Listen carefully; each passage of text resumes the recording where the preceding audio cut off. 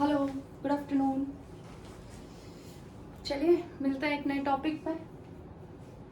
बताया था excretion. First of all, what is excretion? Excretion क्या होता है? देखिए, एक्सक्रीशन नॉर्मली यदि अपन बात करें या बायोलॉजिकल मेथड में भी बात करें तो it is a metabolic process in which क्या करते हैं, तो रेड आउट वेस्ट और टॉक्सिक सब्सटेंसेस, जितने भी आपके टॉक्सिक सब्सटेंस हैं बॉडी में बनते हैं, नाइट्रोजनस वेस्ट प्रोडक्ट हैं, कई सारे प्रोडक्ट हैं, उनको यदि हम बॉडी से बाहर करते हैं तो उसी को हम क्या कह देते हैं, एक्सक्रीशन। तो आपका it is a biological process in which rid of waste या आपका nitrogenous substances is called excretion. तो यहाँ हमको पढ़ना है एक system, as usual human excretory system. Human excretory system. देखिए, ह्यूमन एक्सक्रीटरी सिस्टम की यदि हम बात करें, आपने जाना पहचाना नया है, ये नया तो नहीं कहेंगे, इसको जाना पहचाना है। Human excretory system, human excretory system में आपका सिंपल यदि हम बात करें तो ये आपने देखा होगा किडनी। ठीक बात। एक किडनी से आपका इस तरीके से एक स्ट्रक्चर निकलता है, हम बताते हैं आगे। ये आपका ठीक इस तरीके की यदि हम बात करें, इस तरीके का स्ट्रक्चर किसका होता है, किडनी का। चलिए, कोई दिक्कत नहीं। किडनी होती कहाँ है आपका? देखिए, यहाँ मैंने अभी आपको जो इससे पहले वाला लेक्चर था उसमें दो चीज़ बताई थी। एक कैविटी हमारी कौन सी, थोरेसिक, और एक कैविटी हमारी कौन सी होती है, एब्डोमिनल। तो ये जो स्ट्रक्चर होता है दैट इज कॉल्ड डायफ्राम। ध्यान से देखिएगा, डायफ्राम। तो डायफ्राम के ऊपर जितने भी ऑर्गन होंगे वो कहाँ होंगे, आपके थोरेसिक में, और डायफ्राम के नीचे जितने भी ऑर्गन होंगे ये कहाँ होंगे, एब्डोमिनल कैविटी। यानी inside the abdominal cavity it is the bean like structure. जैसे आपने राजमा वगैरह देखा होगा तो ये बीन शेप की किडनी होती है। स्ट्रक्चर में हमारे पास ये हो गई क्या, किडनी। ठीक है, ये देखिए किडनी दो होती है हमारे पास। इंटरनल स्ट्रक्चर अपने सिलेबस में है नहीं तो अपन इसे उसके बाद इतना करके छोड़ देते हैं, लेकिन मैं आपको थोड़ा सा बता देती हूँ। इस पोर्शन को हम कहते हैं कॉर्टेक्स और इस पोर्शन को हम कहते हैं मेडुला। ठीक है, दोनों किडनी में हाफ पोर्शन जो होता है इस तरीके से बाइकॉन्केवल होती है। तो इसको हम क्या कह देते हैं, कॉर्टेक्स, और इसको हम क्या कह देते हैं, मेडुला। और ये हमारा पोर्शन क्या होता है, यूरेटर। क्या चीज होता है, यूरेटर। और this structure, cyclic structure is called urinary bladder. कौन सा bladder, urinary bladder. This is urethra, common opening, sorry urinary bladder. और ये आपका हो गया यूरेथ्रा, जो आपका क्या होता है, यूरिन को डिस्चार्ज करता है बाहर। तो ये जो मेन, और ये जो आपका होता है ये आपके रीनल, आपका एड्रिनल ग्लैंड। ये अपन जब हार्मोनल सिस्टम पढ़ेंगे उसमें पढ़ेंगे एड्रिनल ग्लैंड्स, पर अभी इसको अपन नहीं पढ़ेंगे। ये चीज़ अब क्लियर होती है। और यहीं पर आपका इस तरीके से वेन्स लगी रहती है, रीनल आर्टरी और रीनस वेन, जो ब्लड सप्लाई को कंप्लीट करती है। यहाँ मैं यदि बात करूँ तो जो किडनी होती है लगभग 10 से लेकर 12 सेंटीमीटर तक हो सकती है, एब्डोमिनल कैविटी में होती है ये। और इसका जो वेट होता है करीबन 120 से लेकर 150 ग्राम तक आपका होता है। ठीक है, यहाँ मैं यदि किडनी की बात करूँ तो किडनी में जो वर्किंग या फंक्शनल यूनिट होती है, ये आपसे क्वेश्चन बनता है, functional unit of kidney that is called nephron. यहाँ जो मेन फंक्शन है वो क्या होता है, आपका नेफ्रॉन होता है। अब नेफ्रॉन जो होता है 10 मिलियन तक, 10 million nephron in each kidney, मतलब करोड़ के आसपास के आपके नेफ्रॉन होते हैं, 10 मिलियन के आसपास आपके नेफ्रॉन होते हैं। और ये नेफ्रॉन जो होते हैं वो कहाँ होते हैं, किडनी के अंदर। अब किडनी के अंदर नेफ्रॉन यूं ही तो नहीं होंगे, जब आपके पास 10 मिलियन है तो डेफिनेट सी बात है एक जाली जैसे एक स्ट्रक्चर बनाते हैं। तो उस नेफ्रॉन के जो स्ट्रक्चर होता है वो हमारे लिए बहुत ज़्यादा इम्पॉर्टेंट। अब यदि मैं नेफ्रॉन के स्ट्रक्चर की बात करूं तो देखिए, यहाँ क्वेश्चन बनेगा आपका नेफ्रॉन के स्ट्रक्चर। इस तरीके का एक कप लाइक स्ट्रक्चर होता है। ठीक है,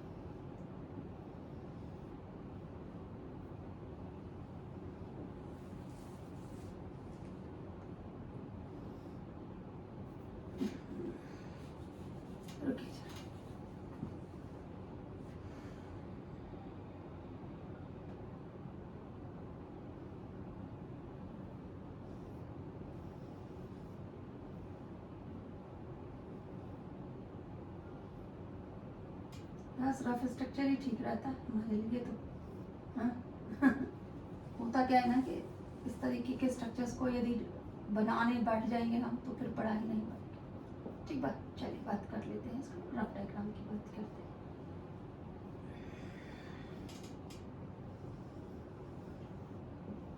देखिए इस तरीके का स्ट्रक्चर आपका दिया होगा, लेकिन इस स्ट्रक्चर में अपन बाद में बात करेंगे। और यहाँ मैं यदि बात करूँ that is called glomerulus. Actually ये जो कप होता है that is called woman capsule. इस कप को जो होता है उसे हम कहते हैं वोमन कैप्सूल। वोमन साइंटिस्ट ने डिस्कवर किया था, that is called woman capsule. इसके अंदर जो स्ट्रक्चर आपको दिख रहा है, ये जो छन्नी जैसा है, इसको हम कह देते हैं क्या, छन्नी में चाय छानता है ना, क्या होता है वेस्ट प्रोडक्ट ऊपर आ जाता है, उसमें नीचे चला जाता है, तो यहाँ भी यही स्थिति होती है। तो इसमें यहाँ उल्टा होता है, अच्छा प्रोडक्ट कहाँ आ जाता है ऊपर, वेस्ट प्रोडक्ट कहाँ आ जाता है नीचे चला जाता है। और यहाँ में यदि इसकी बात करूँ तो इस स्ट्रक्चर को हम क्या कह देंगे, ग्लोमेरुलस। ये जो दिख रही है ना लाइन, इनको अपन क्या कह देते हैं, glomerulus. Make that fine net structure बनाता है, जिसमें आपका क्या हो जाता है, फिल्ट्रेशन होता है। किडनी क्या करेगी, फिल्टर क्यों करेगी, क्योंकि वेस्ट प्रोडक्ट उसे बाहर निकालते हैं। और वेस्ट प्रोडक्ट में मेन प्रोडक्ट क्या होता है, नाइट्रोजनस प्रोडक्ट, अमोनिया है ना, नाइट्रोजनस प्रोडक्ट निकालती है। और हमारे में इसमें क्या निकालती है, सॉरी ह्यूमन जो एक्सक्रीटरी है वो यूरिया।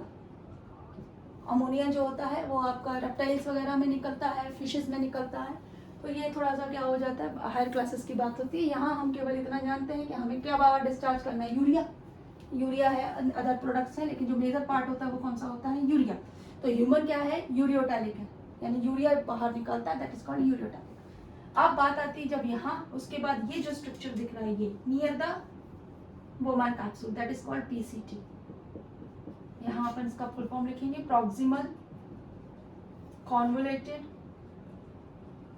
ट्यूब्यूल। तो ये पीसीटी हो गया। ये जैसे ही ये नीचे के लिए जाती है that is called Henle loop. ध्यान से देखिएगा, एनएलए लूप नाम से समझ में आएगा, Henle scientist discovered by that, so it is called Henle loop, that is DCT. जैसे ये पीसीटी था उसी तरीके से ये क्या होता है, डिस्टल कॉन्वोलेटेड ट्यूब्यूल, और that is collecting duct.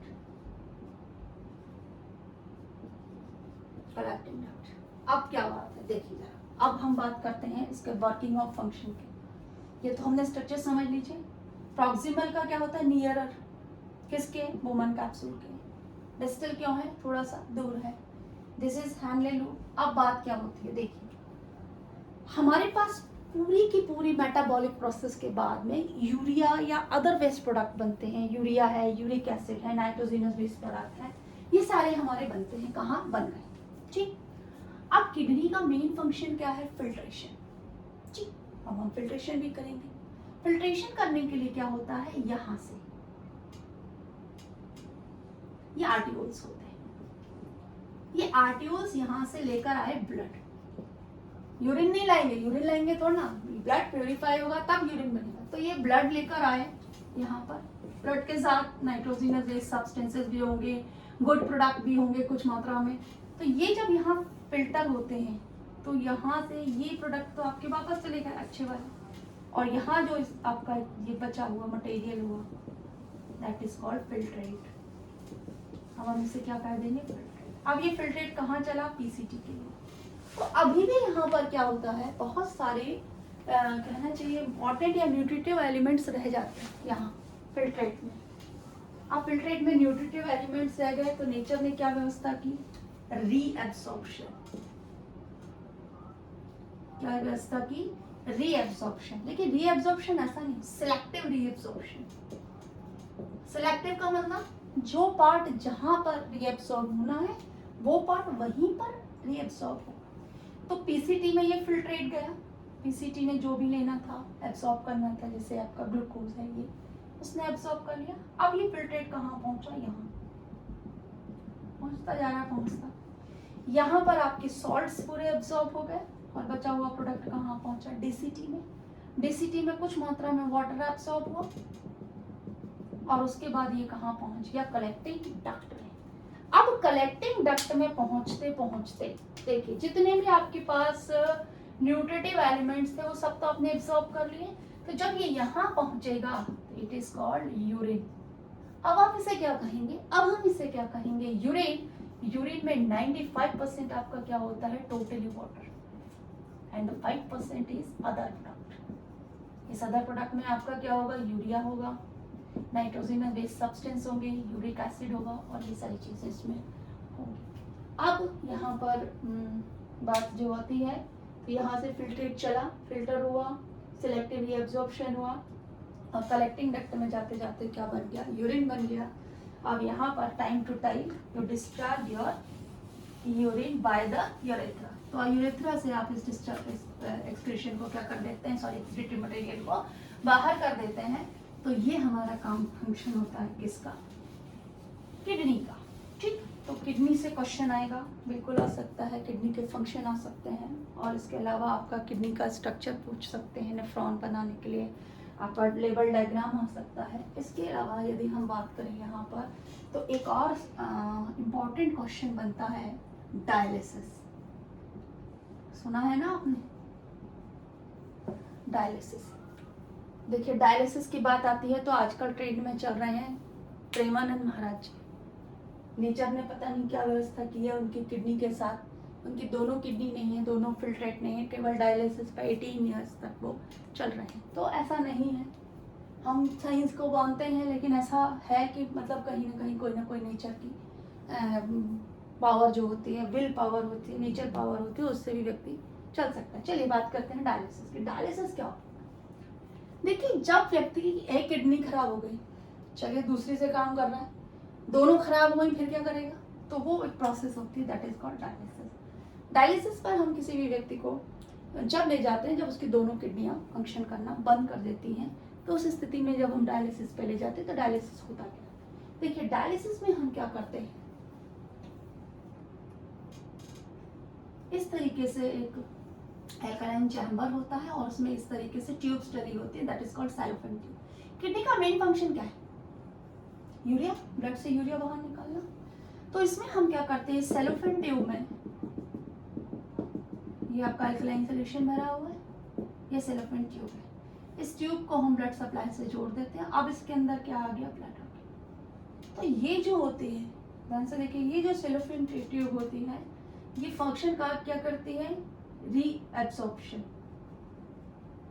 Reabsorption का मतलब वही जो आपको अभी बताया था, यानी ये जो ब्लड जब इसमें ट्यूब में से निकलता है, तो ये जो होता है आपको बाहर आ जाता है। क्या बाहर आएगा, यूरिया बाहर आएगा, यूरिक एसिड बाहर आएगा, नाइट्रोजनस बेस्ड सब्सटेंसेस बाहर आएंगे। क्यों आएंगे, क्योंकि यहाँ इसकी कंसंट्रेशन क्या है, हायर, और ये किस तरफ जाएगा, लोअर कंसंट्रेशन की तरफ। एक वर्ड आपने सुना होगा, ऑस्मोसिस, याद आया, हाँ। सिलेक्टिव क्या था, मेम्ब्रेन थी, तो वही जो आपकी मेम्ब्रेन होती है, जिसको आप सिलेक्टिव सेमी परमिएबल मेम्ब्रेन कहते हैं, तो वो सेमी परमिएबल मेम्ब्रेन की तरह ऑस्मोसिस होता है, और यहाँ तक आते आते केवल क्या रह जाएगा अंदर, केवल और केवल ब्लड, और यूरिया कहाँ आ जाएगा, इस चैम्बर में कलेक्ट हो जाता है, और इसको हम क्या कर देते हैं, बाहर। अब ये ब्लड तो आ गया, अब दूसरी साइड से जो आपके रीनल आर्टरीज और वेन्स हैं, तो वेन से निकालेंगे क्योंकि इम्प्योर ब्लड ले जाना है, और आर्टरी से हम उसको वापस से इंजेक्ट कर देते हैं, जो भी आपका पर्सन है। तो इस प्रोसेस को हम क्या करते हैं, डायलिसिस, या इसको अपन आर्टिफिशियल किडनी भी कह सकते हैं। तो ये काम आपका किसका होता है, ह्यूमन एक्सक्रीटरी सिस्टम का। डायलिसिस प्रोसेस से भी आपको क्वेश्चन मिल सकता है, ह्यूमन डायलिसिस प्रोसेस आपको पूछी जा सकती है। तो डायलिसिस में इस तरीके का चैम्बर और आपका सेलोफेन ट्यूब, और इसके अलावा आपके पास क्या होता है, अल्कलाइन सॉल्यूशन होता है, और यहाँ पर जो मेन फंक्शन होता है रीएब्सॉर्प्शन का, और सिलेक्टिवली परमिएबल मेम्ब्रेन के थ्रू हम ये क्या कर सकते हैं, डायलिसिस प्रोसेस कर सकते हैं। तो आर्टिफिशियली हम क्या कर सकते हैं, ब्लड से यूरिया को क्या कर सकते हैं, बाहर, और इस प्रोसेस को हम क्या कर देते हैं, डायलिसिस, आर्टिफिशियल किडनी। तो इस तरीके से आपका कंप्लीट होता है फर्स्ट यूनिट के जो मेजर पार्ट्स हैं। सर्कुलेशन हमने पढ़ा था अभी, इसके पहले वाले प्रीवियस में हमने डाइजेशन पढ़ लिया, हमने रेस्पिरेशन पढ़ लिया, हमने सर्कुलेशन पढ़ लिया, और हमने एक्सक्रीशन पढ़ लिया। तो नेक्स्ट वीडियो में फिर मिलते हैं एक अगले टॉपिक के साथ। तब तक के लिए हंसते रहिए, मुस्कुराते रहिए, और सिर्फ पढ़ते रहिए, ठीक है, ओके।